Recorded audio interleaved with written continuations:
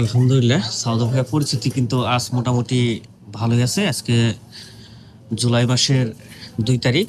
June মাসের যে ৩০ তারিখে আন্দোলন ছিল, আন্দোলনের পরবর্তীতে দেখেন পরিবেশ কিন্তু মোটামুটি স্বাভাবিক হয়ে গেছে। বাহিরের পরিবেশটাও কিন্তু মোটামুটি ভালোই। মোটামুটি এখন সবাই কিন্তু দোকানপাট খোলা রাখতে পারতেছে। পরিস্থিতি মোটামুটি স্বাভাবিক হয়ে গেছে।